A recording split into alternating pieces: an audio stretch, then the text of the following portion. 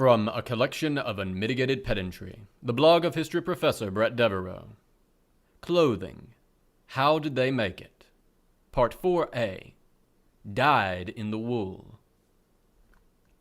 This is the first half of the fourth part of our four-part look at the production of textiles, particularly wool and linen, in the pre-modern world. Last time, we spun our wool and flax fibers into thread, and then wove that thread into fabric. And in doing so, we mostly discussed household production. This week, we are going to be talking about the key tasks in finishing woven fabric, linen or wool, particularly fulling and dyeing cloth. Now, the popular image of most ancient and pre-modern clothing is typically a rather drab affair, with the poor peasantry wearing mostly dirty, drab brown clothes, often ill-fitting ones.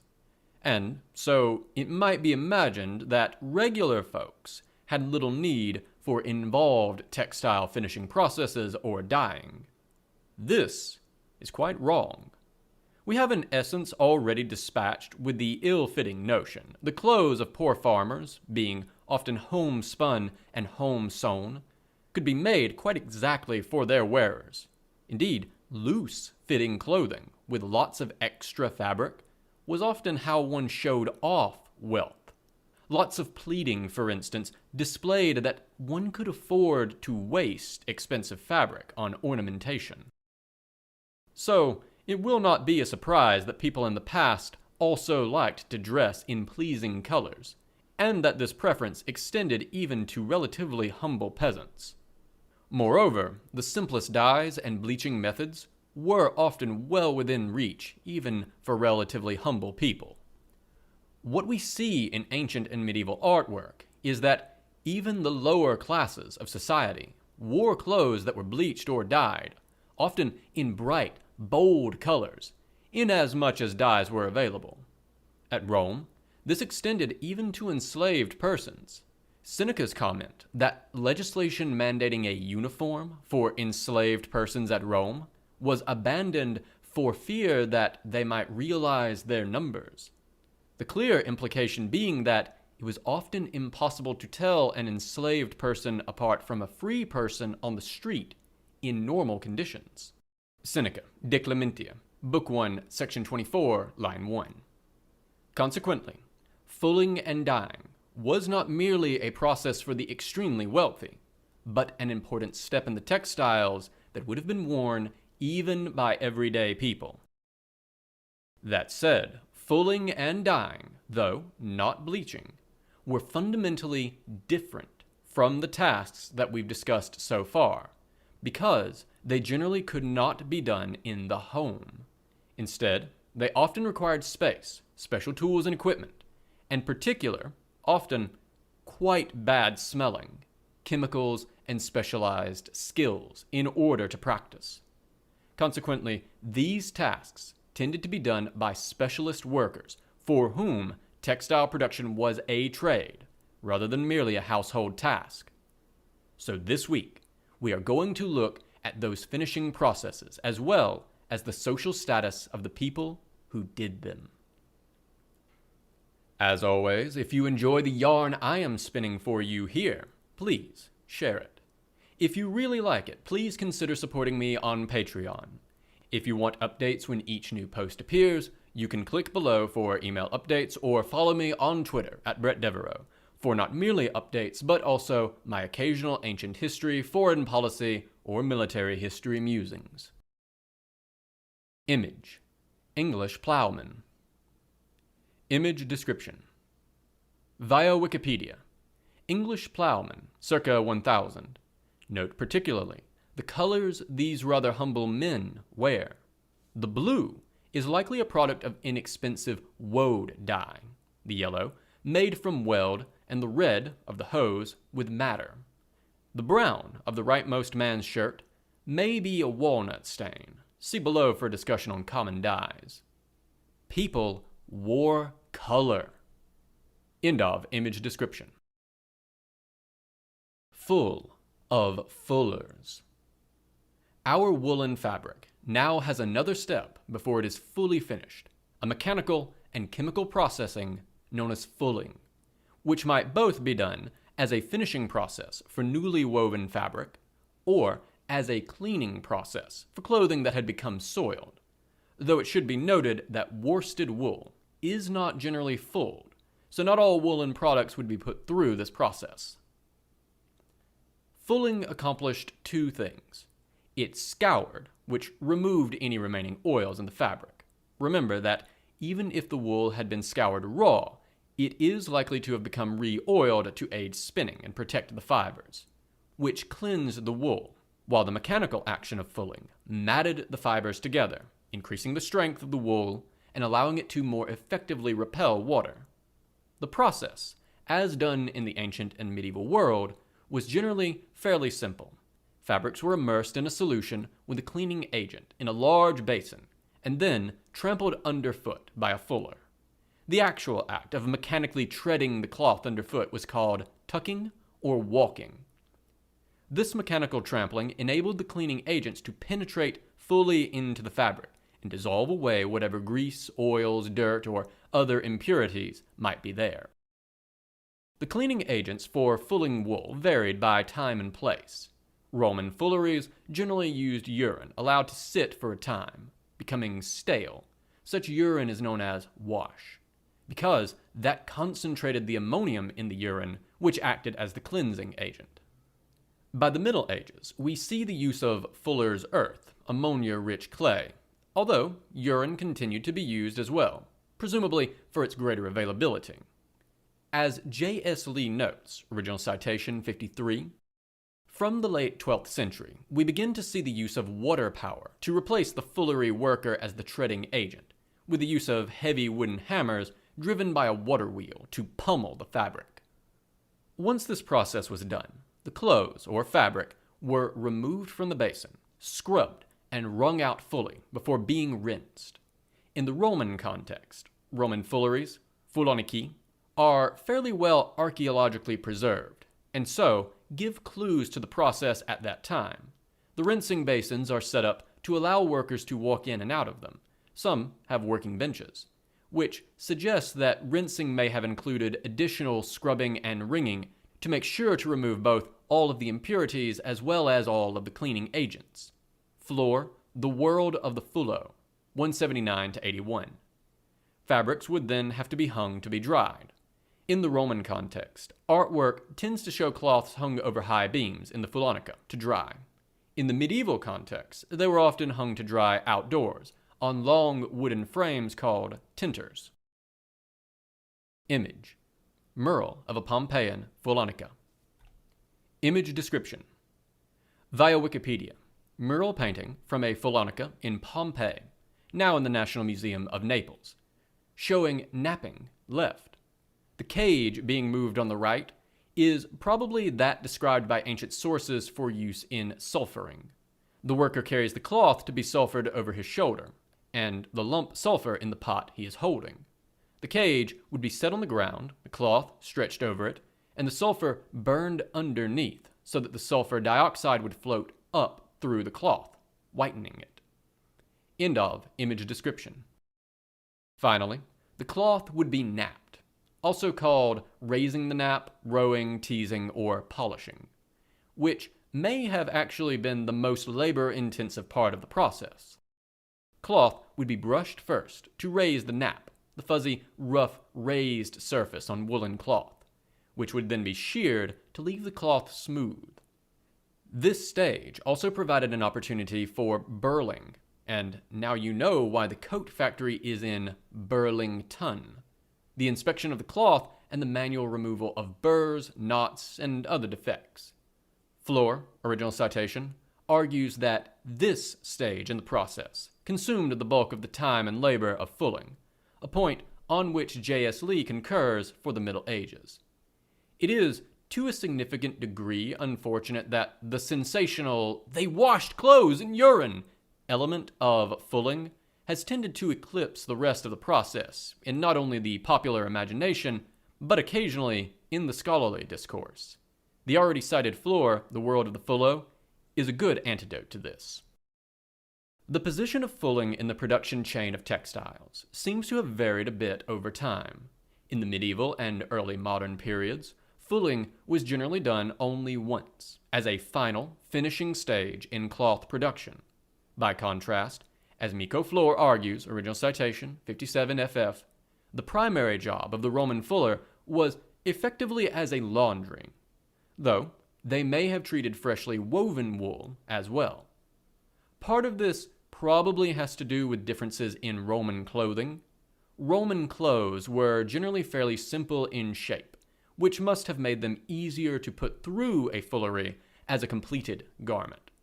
Myself, I wonder if the changing role of fulling has to do with the introduction of soap during the later Roman Empire, which would have made it more possible for clothes to be laundered domestically. The Romans cleansed their bodies with oil, scraping it off with a strigil, which, while perfectly good for cleaning skin, would obviously not do for clothes. But soap and scrubbing will work for both. Fulling was generally a commercial, that is, not household, operation, done by professional fullers, and we'll talk about them, along with dyers and cloth merchants, in just a moment, in terms of their place in society. Image: 18th century tinter frames. Image description: via Wikipedia, 18th century tinter frames in Otterburn Mill, Northumberland, where fabric would have been left to dry during fulling. End of image description.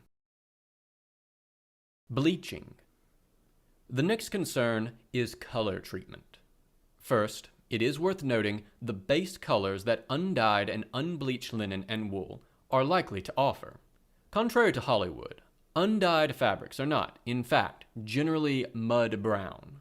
Rather, undyed linen is generally a light gray color, sometimes verging on white, sometimes with a hint of brown, while undyed wool follows the color range of sheep in white, grays, black, and light browns. That said, entirely undyed and unbleached clothing is actually a rarity in ancient and medieval artwork, even for relatively poor people. Some very practical garments might be kept undyed and unbleached, and some undergarments, especially those in linen, might be left in their natural color, but for the most part, clothing was dyed, bleached, or both. That said, bleaching was particularly important for linen because it is notoriously difficult to dye, though it can be colored and stained, just not nearly so well or so frequently, as the fabrics are generally more impermeable than wool and so make it difficult for the dye to stick in places where it should not wear off or be washed off. It could, however, be bleached to produce a crisp, bright white fabric, just as wool, but wool could also be more readily dyed other colors. Image: painting of a bleach field. Image description: via Wikipedia, a painting by Jan Bruegel the Younger, circa 1650. Bleekved in dorp, bleach field, in a village. End of image description. The standard method of bleaching any kind of fabric was through sun exposure, laying the fabrics out exposed to the sun in an open field, known in English as a bleach field, and letting the sun do its work, generally over a series of months, sometimes as many as 6 months. The fabrics being bleached were generally kept moist, which protected the fibers from damage. Often, this was aided by selecting a grassy field where the morning dew would soak into the fabric each day, though the fabrics might also have been moistened regularly. Various chemicals might be added to aid in the bleaching process. By the very early modern period in Europe, we know that alkaline substances, typically lye, were used to aid in the bleaching process, and there is some indication that the Romans may have used a sulfur treatment, where cloth were stretched over a frame beneath which was burned lump sulfur, with the sulfur dioxide bleaching the fabric, though on this process and its misunderstanding, see Flor, original citation, 117 to 120. This sulfur process seems to have been done in Rome by Fulanes, and sulfuring, like chalking, may have often been an extra treatment to bring out the luster of already bleached garments. Because this process was so long, and because bleached clothes were hard to keep so shining white, bright white clothes tended to be luxury items. In Egypt, some types of bleached linen had sacred connotations, indicating purity. For example, Plutarch Moralia 352d. In Rome, the bright white toga, the toga candida, was the equivalent of the politician's suit. Contrary to Hollywood depictions, most Romans didn't wear lots of white outside of formal occasions, but preferred dyed wool. This is something HBO's Rome gets correct. The formal but more general toga pura, aka the toga virilis, was the off-white of undyed, naturally white wool. Part of the reason you see so much white in portraits of early modern European royalty is that bleached, brilliantly white fabric was expensive to make and keep white. To dye for. Cloth fibers could be dyed at several points during production, though again, note above that dyeing was far more common for wool than for linen. Assuming wool was scoured after shearing, it could be dyed at that point, thus the phrase, dyed in the wool. Though unscoured wool will not generally take a dye because the natural oils of the wool will prevent the dye from setting into the cloth. Alternately, wool might be spun and then dyed either as thread or as finished woven cloth. In the early modern period, undyed woven fabrics fit for dyeing were called whites, and might either be dyed locally or, in some cases, shipped significant distances to be dyed elsewhere. In no small part because, as we'll see, the availability of dye colors was regionally dependent. Image, diagram of dyer's matter. Image description. Via Wikipedia, Rubia tinctorum, or dyer's matter, the roots of which provide the pigment for a red dye. Madder is one of the oldest dyes, in use since at least the 3rd millennium BC. End of image description. Today, we are used to the effectively infinite range of colors offered by synthetic dyes. But for pre-modern dye workers, they were largely restricted to colors that could be produced from locally available or imported dyestuffs. If you wanted a given color of fabric, you needed to be able to find something in the natural world which, when broken down, could give you a chemical pigment that you could transfer to your fabric in a durable way. That put real limits on the colors which could be dyed and the availability of those colors. Some colors simply couldn't be produced this way. A good example were golden or metallic colors.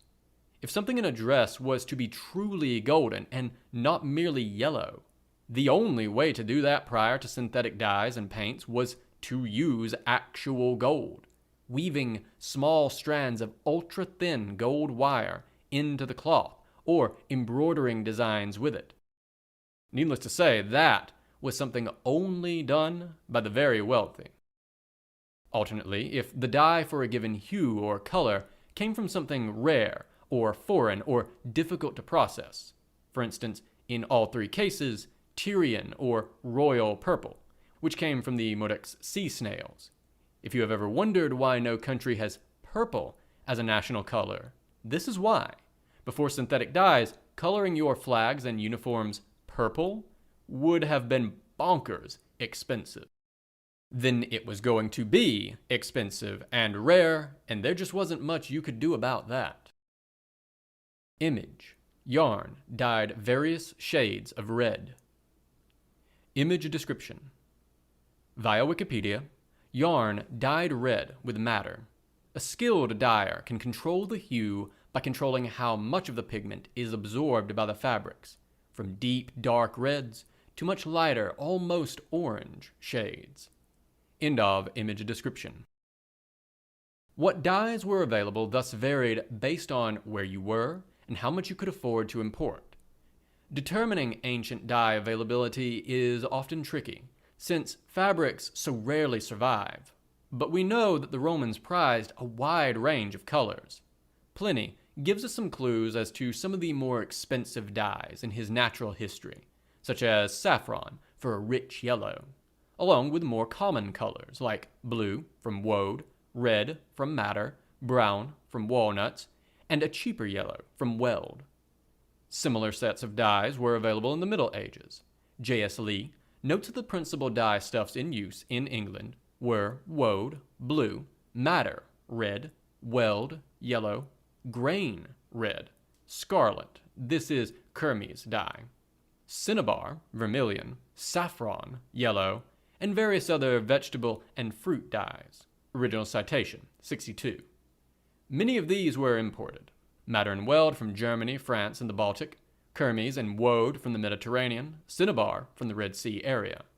Madder, weld, and woad, in particular, were the cheapest and most common dyes, and served as the foundation for clothing color in the ancient and medieval Mediterranean, which is consequently why colors that can be produced by those dyes, or by mixing them, are so common in medieval artwork depicting clothing. Eventually, true indigo blue dye came all the way from India. It was known to the Greeks and the Romans, but because of its imported nature, it was an expensive luxury product in Europe prior to European colonial expansion.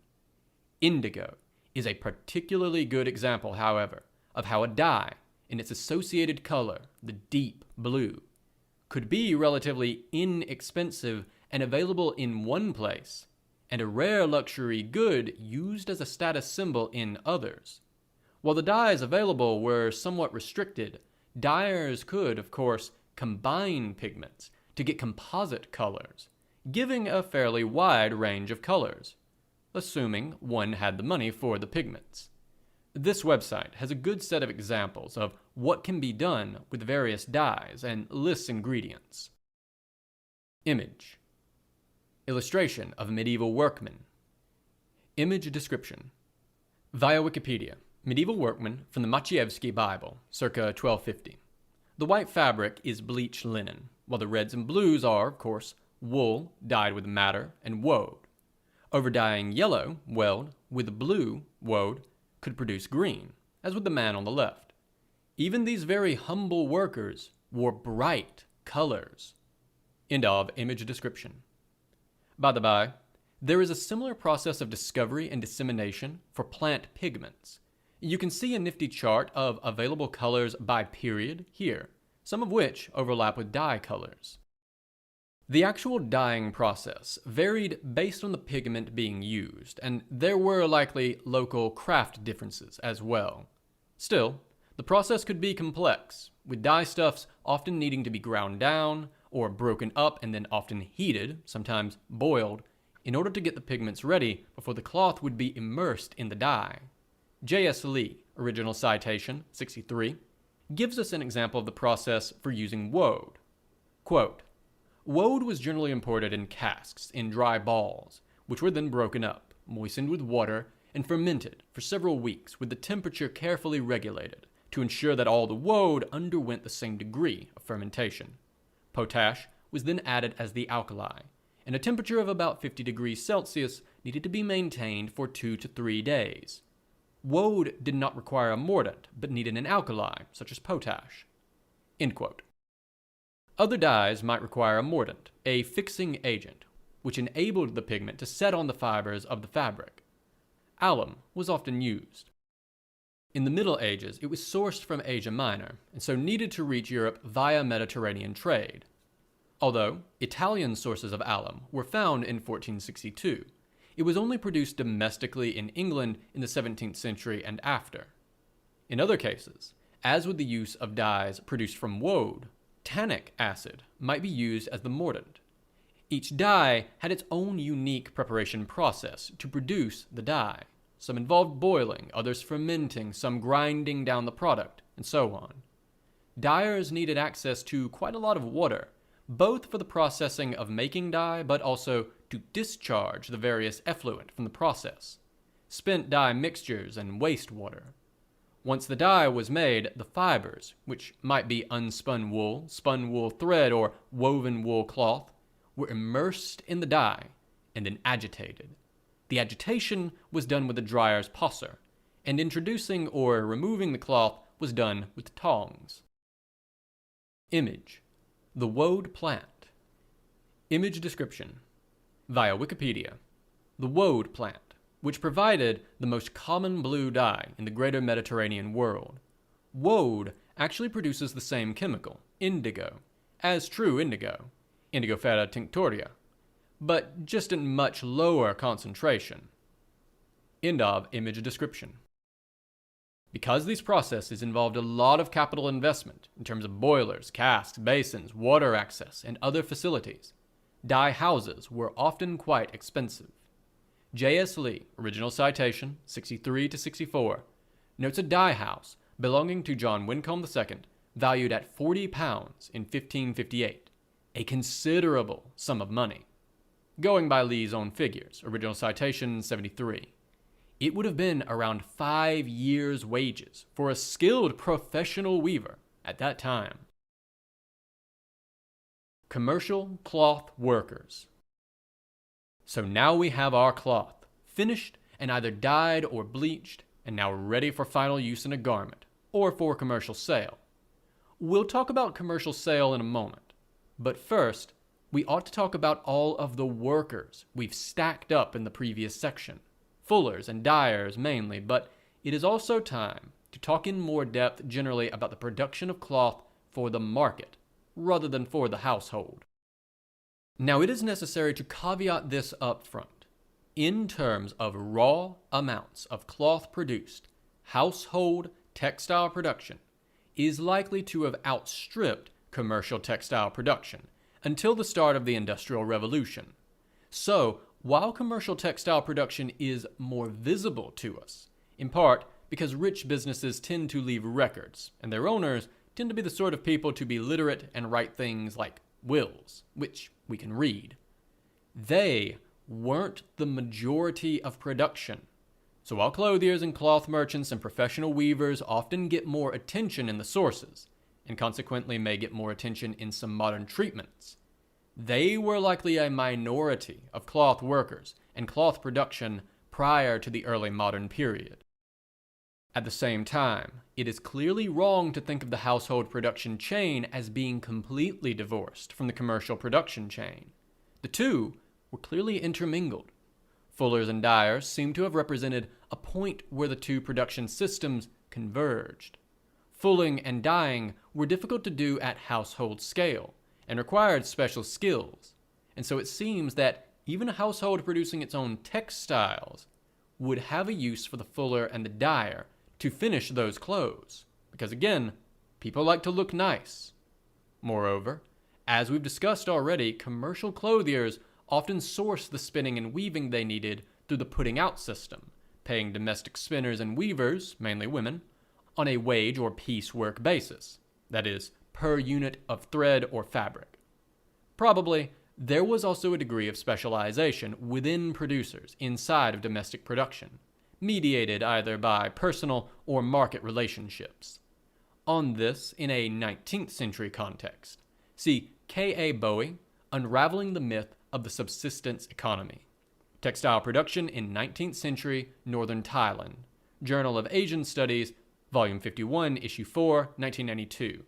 Pages 797 to 823, where Bowie observes that in any given village, some women specialized in spinning, others in weaving, with small-scale market interactions to exchange production.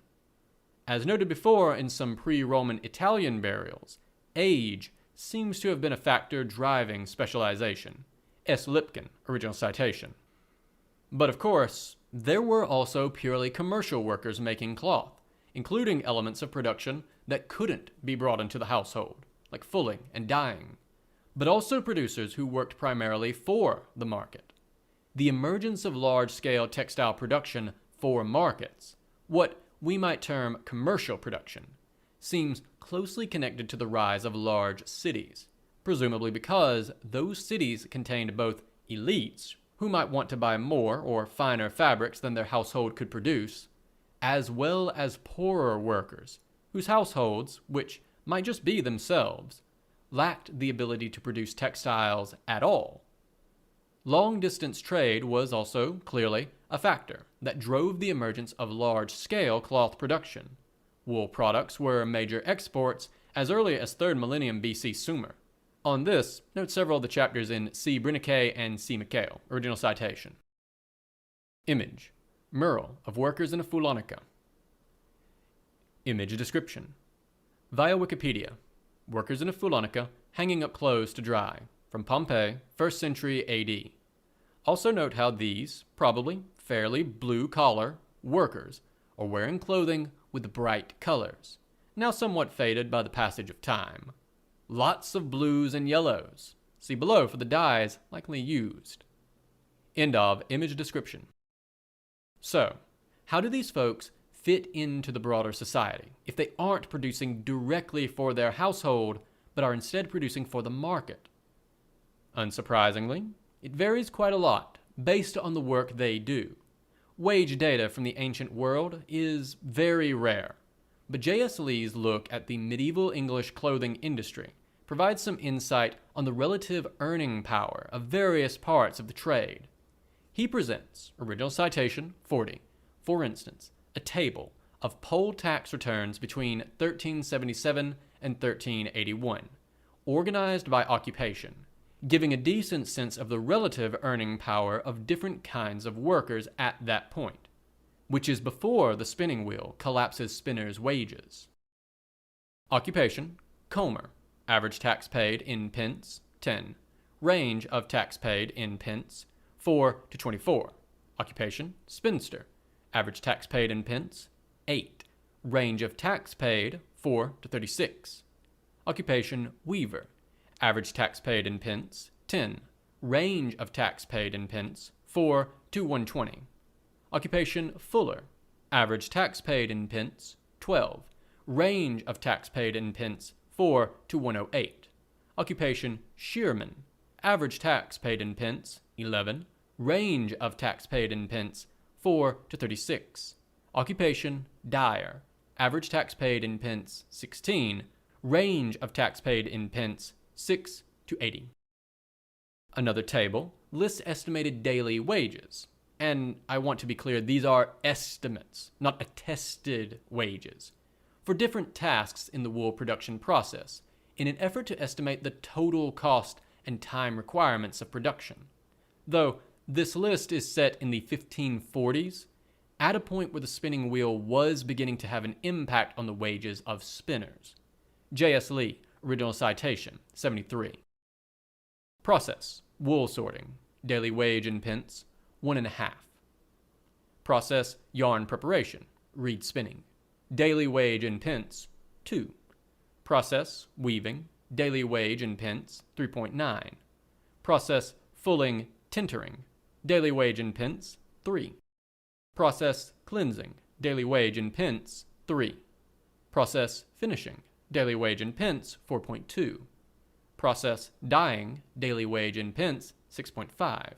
Process, packing and transport, daily wage in pence, 4. In both cases, we can see that dyers tend to be rather more highly paid than other textile workers, while second place goes to fullers. In the second chart, note that fulling, cleansing, and finishing were all done in a fullery. It is the last task, I think, that would be done by the fuller himself or herself, rather than paid workers, or, in the Roman context, enslaved workers, with skilled professional weavers in the third place. The range of tax paid, though, gives a real sense of how there might be a considerable separation between the earning power of small-scale producers, or apprentices and other hired workers in a larger operation, and producers working at a larger scale, or making elite products. Dye works and fulleries in the medieval period tended to be located just outside of urban centers, in part because of the smell. Both kinds of work tend to smell quite bad. Because both dyeing and fulling made use of bad-smelling mixtures, older scholars often assumed that the workers in these occupations were low-status individuals and looked down upon. And while it is true that there does seem to have been some sense that these places were not terribly sanitary, More recent scholarship tends to show little evidence that the people who worked there, particularly the skilled professional dyers and fullers, were low status themselves. In terms of the societal position of cloth makers, one indicator we can look to is professional associations and guilds. In the Roman world, professional associations, collegia, of fullers seem to have been quite common. Amico Flor, original citation, argues persuasively that Roman fullers were respectable professionals, similar to other artisans, well below the political and social elite, whose wealth was in large landholdings, but not disreputable. Fuller's collegia could be significant politically, though. Flor notes that Roman fullers seem to have been politically active, for instance, in Pompey's local politics, most famously dedicating a statue of Eumachia, a local aristocrat woman, outside of the building of Eumachia, the purpose of which is still under some dispute, but perhaps a marketplace for fabric.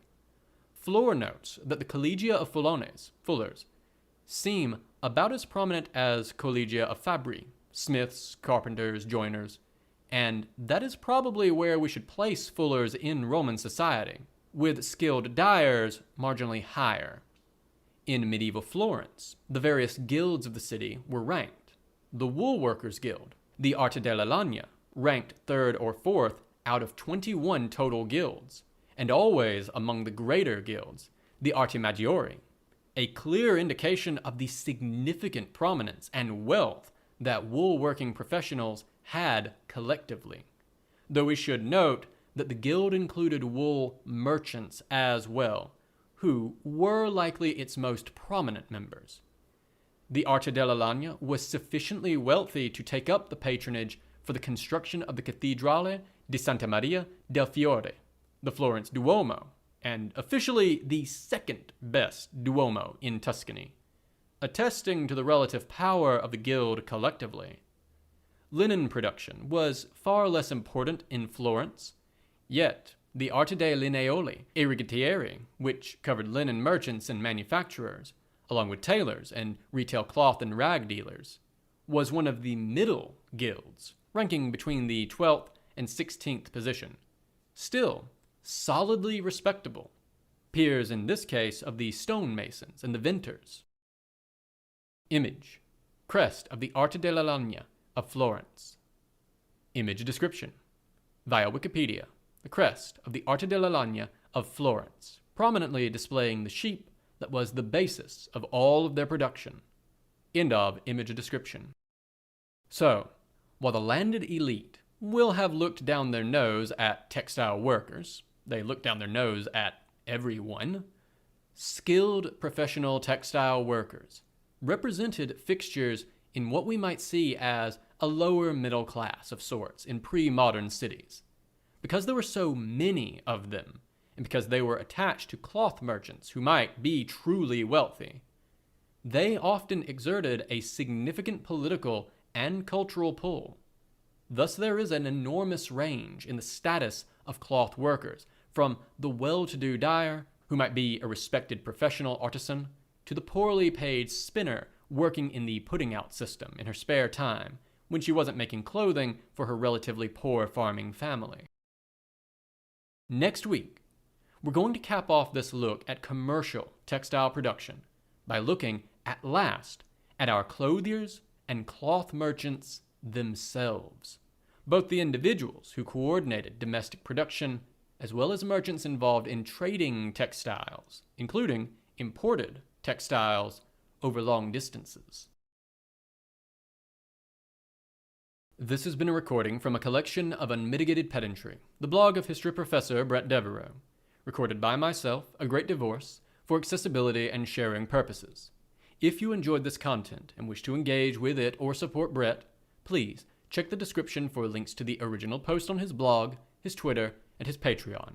I highly encourage you to share, support, and engage with his works on any and all platforms, if you are so inclined. If you wish to support me, please do remember to like, share, and subscribe to this or any other content here that you enjoy. Thank you so much for listening.